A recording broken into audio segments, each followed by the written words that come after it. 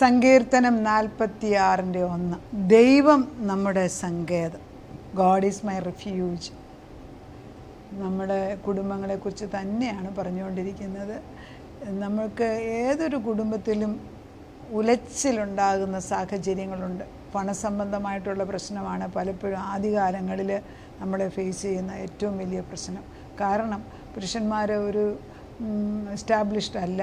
ഭാര്യമാർ പല ഡ്രീംസുമായിട്ടാണ് കയറി വരുന്നത്. ഭാര്യമാർ വീട്ടിൽ നിൽക്കണോ ജോലിക്ക് പോകണോ ആ ഒരു ചിന്ത, 2 മക്കളുണ്ടാകണോ വേണ്ട, ഇങ്ങനെ 100 കാര്യം ചിന്ത വരുമ്പോൾ നമ്മൾ എങ്ങോട്ട് പോകണമെന്നറിയാമേ ഒരു പുതിയ കുടുംബം തുടങ്ങുകയാണ്. 2 പേർക്കും പരിചയമില്ലാത്ത ഒരു ഏരിയയിലേക്ക് അപ്പനും ഭാര്യയും ഭർത്താവും കൂടെ കടന്നു വരുമ്പോൾ ചുമതലകൾ ഒത്തിരിയാണ്. അങ്ങനെയുള്ളപ്പോൾ നമുക്ക് എവിടെ ചെന്ന് ഒന്നാമത് പരിചയമില്ല, പിന്നെ ആരുടെ എടുക്കും, മാതാപിതാക്കളോട് നമ്മൾ പറയത്തില്ല. അങ്ങനെയുള്ളപ്പോൾ നമ്മൾ എങ്ങനെ ജയമെടുക്കും? അപ്പം നമുക്ക് പറ്റിയൊരു വാക്യമാണ് ദൈവം തന്നിരിക്കുന്നത്. സങ്കീർത്തനം 46 ഇങ്ങനെയാണ് പറയുന്നത്: ദൈവം നമ്മുടെ സങ്കേതവും ബലവുമാകുന്നു, കഷ്ടങ്ങളിൽ അവൻ ഏറ്റവും അടുത്ത തുണയായിരിക്കുന്നു. കഷ്ടങ്ങളിൽ ഏറ്റവും തുണയാകുന്ന ഒരു ദൈവം നമ്മുടെ മുമ്പിൽ വന്ന് നിൽക്കുകയാണ്. ഈ കഷ്ടത്തിൽ തുണയാകുന്നൊരു ദൈവം ഉണ്ട് എന്ന് നമുക്ക് ഒരു ഓർമ്മ വരുന്നില്ല എങ്കിൽ കഷ്ടം വരുമ്പോൾ നമ്മൾ വീണു പോകും. നമ്മൾ കുടുംബജീവിതത്തിൽ വരുമ്പോൾ 2 പേരും ഓരോ വെസൽസാണ്. ഒരു സ്ത്രീ എന്ന് പറയുന്നത് ഒരു പവിഴത്തിന്, അതായത് ഒരു പളുങ്ക് ഗ്ലാസ് കൊണ്ട് ഉണ്ടാക്കിയ ഒരു ചെറിയ വെസൽ പോലെയും പുരുഷൻ ക്രിസ്റ്റൽ പോലെ ഉണ്ടാക്കിയ ഒരു വെസലുമാണ്.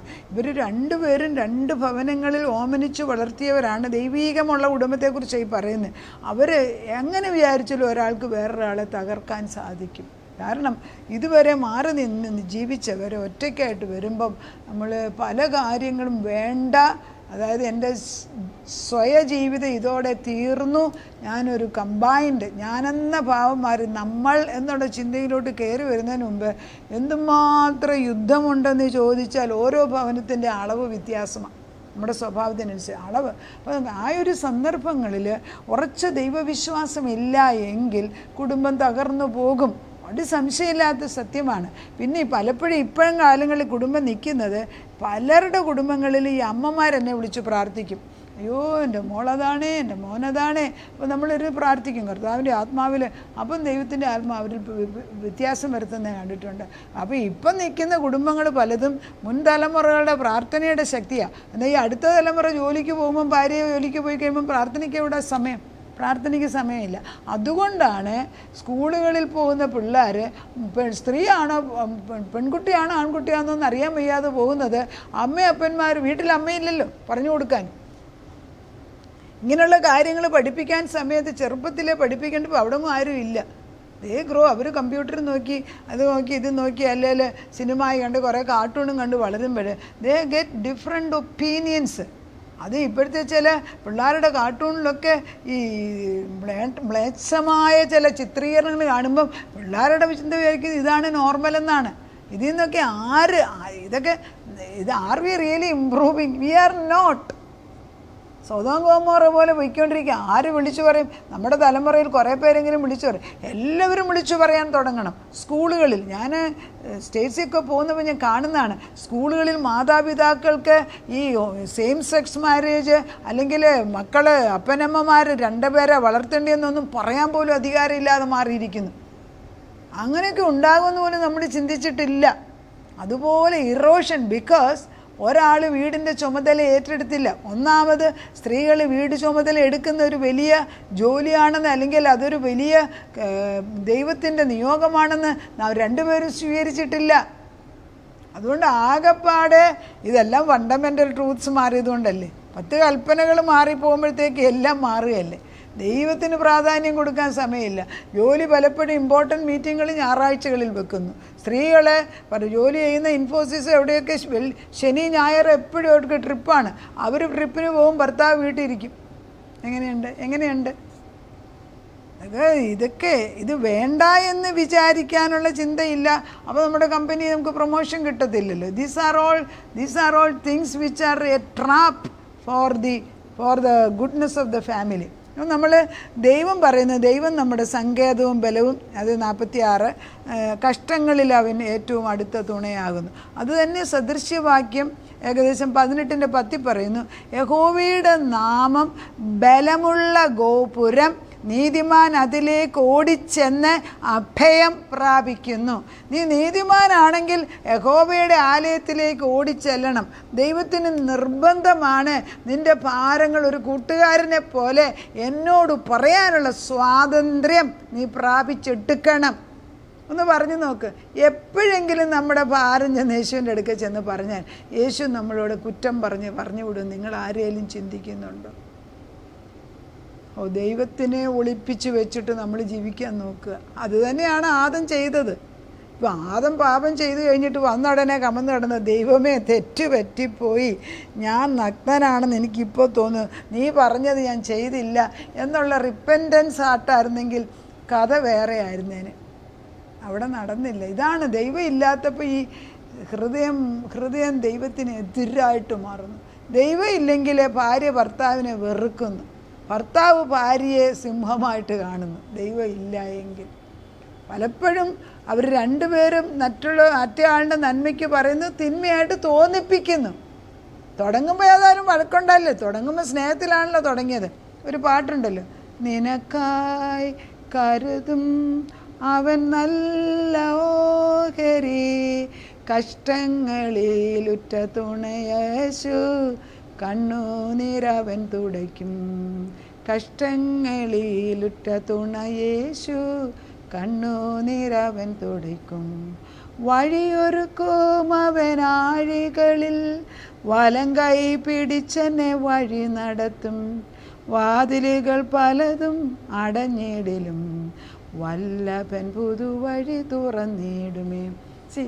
ഒരിക്കലും ഒരു വാതിലില്ല എന്ന് വിചാരിക്കുന്നിടത്ത് നമ്മൾ ദൈവസന്നിധിയിൽ ചെന്ന് പ്രാർത്ഥിക്കുമ്പോൾ ദൈവം ഒരു പുതുവഴി, അതായത് ഈ അസ്ഥികൾ ജീവിക്കത്തില്ല എന്ന് പറയുന്നിടത്ത് അസ്ഥികൾ ജീവിക്കുന്നതായിട്ടുള്ള ഭാഗങ്ങൾ എസെക്കിയേൽ 37 വ്യക്തമായിട്ട് എഴുതിയിട്ടുണ്ട് എങ്കിൽ അത് നമ്മുടെ ജീവിതത്തിലും ദൈവം തരും. ജീവിതത്തിൽ കഷ്ടങ്ങളില്ലാത്ത കുടുംബമില്ല. അന്നേരം അവരെ വേണ്ടെന്ന് വെച്ച് ഇറങ്ങിപ്പോവുകയല്ല ചെയ്യേണ്ടേ, ആ സമയത്ത് ഉറച്ചു നിൽക്കണം. 46 ബാക്കി ഭാഗങ്ങളൂടെ വായിക്കാം. എത്ര മനോഹരമായിട്ട് ഈ ഒരു ഭാഗം മാത്രം പല ദിവസം എടുത്ത് വായിച്ചാൽ മതി. കഷ്ടങ്ങളിൽ പോകുമ്പോൾ ഈ ഒരു വാക്യം, വചനം ഞങ്ങൾക്ക് തന്നിരിക്കുന്ന, ഞാനിത് എടുത്തു വായിക്കുകയാണ്. നീ എനിക്ക് തന്ന വാക്യമാണ്. ആത്മാവ് തൊടുകയാണ്. ദൈവം നമ്മുടെ സങ്കേതവും ബലവുമാകുന്നു, കഷ്ടങ്ങളിൽ അവൻ ഏറ്റവും അടുത്ത തുണയാകുന്നു. അതുകൊണ്ട് ഭൂമി മാറിപ്പോയാലും, പർവ്വതങ്ങൾ കുലുങ്ങി സമുദ്രമധ്യേ വീണാലും, അതിലെ വെള്ളം ഇരച്ചു കലങ്ങിയാലും, അതിൻ്റെ കോപം കൊണ്ട് പർവ്വതങ്ങൾ കുലുങ്ങിയാലും നാം ഭയപ്പെടുകയില്ല. ഇതാണ് കഷ്ടങ്ങൾ എന്നെ വന്നാലും ഞാൻ ഭയപ്പെടത്തില്ലെന്ന്. ആരാണീ പറയുന്നത്? നമുക്കിത് ഏറ്റുപറയാൻ ഒക്കുന്നുണ്ടോ? കൺഫ്യൂസ് ചെയ്യാൻ ഒക്കുന്നുണ്ടോ? ദൈവമേ, ഇതാണ് എൻ്റെ സ്ഥിതി, എനിക്ക് നിൽക്കാൻ വയ്യ. ഒരു സ്ത്രീ എനിക്ക് വന്നേച്ച് അവരുടെ വീട്ടിലെ പ്രയാസം പറഞ്ഞു. ഞാനവർ പ്രാർത്ഥിച്ചിട്ട് ഒരു ചെറിയ ഹെൽപ്പ് കൊടുത്തു വിട്ടു. അപ്പോൾ അവരെന്നെ തിരിച്ചു വിളിച്ച് വെച്ചു, അമ്മ മാഡം എന്നെ സഹായിച്ച് എനിക്ക് വലിയ. നമുക്ക് ചില കാര്യങ്ങളിൽ ദൈവാത്മാവ് പറയുമ്പം 5 അപ്പം കൊണ്ട് 5000 പേരെ പോഷിപ്പിക്കുന്ന ഒരു ദൈവം നമ്മുടെ മുമ്പിൽ വന്ന് നിൽക്കുമ്പം കർത്താവിൻ്റെ പരിശുദ്ധാത്മാവ് പറയുന്നിടത്ത് പോയാൽ അവിടെ ഒരു വിടുതൽ തരുമെന്നുള്ളതിന് സംശയമില്ല. പരിശുദ്ധാത്മാവ് പറയണം, അല്ലാതെ പോയിട്ട് ഒരു കാര്യമില്ലെന്ന്. കർത്താവ് നമ്മുടെ കൂടെ നിൽക്കുകയാണ്. ഈ വാക്യം പറയുക, ഒരു നദിയുണ്ട്, ദൈവത്തിൻ്റെ നദി ഇപ്പോഴും ഒഴുകുക. അതിൻ്റെ തോടുകൾ ദൈവനഗരത്തെ, വെല്ലോൻ്റെ അല്ല, ദൈവനഗരത്തെ, അത്യുന്നതൻ്റെ വിശുദ്ധ നിവാസത്തെ തന്നെ എന്നെ സന്തോഷിപ്പിക്കുന്ന ഒരു നദിയുണ്ട്. കഷ്ടത്തിൻ്റെ നടുക്ക് എന്നെ സന്തോഷിപ്പിക്കുന്നില്ലേ? ദൈവം അതിൻ്റെ മധ്യേ ഉണ്ട്, കുലുങ്ങിപ്പോത്തില്ല. പറ, എൻ്റെ ദൈവം എൻ്റെ മധ്യയുണ്ട്, ഞങ്ങളുടെ കുടുംബജീവിതത്തിലുണ്ട്, ഞാൻ കുലുങ്ങാൻ സമ്മതിക്കത്തില്ല. ഡിവോഴ്സ് ഒന്നും ആരും എൻ്റെ കുടുംബം. പിന്നെ ചില എക്സെപ്ഷൻസ് ഉണ്ട് കേട്ടോ. ചിലർക്ക് സഹിക്കാൻ വയ്യാത്ത പോലെ മാനസികമായ പ്രോബ്ലം ഉള്ളവരുണ്ട്. അത് സ്ത്രീക്കോ പുരുഷനോ ആകാം.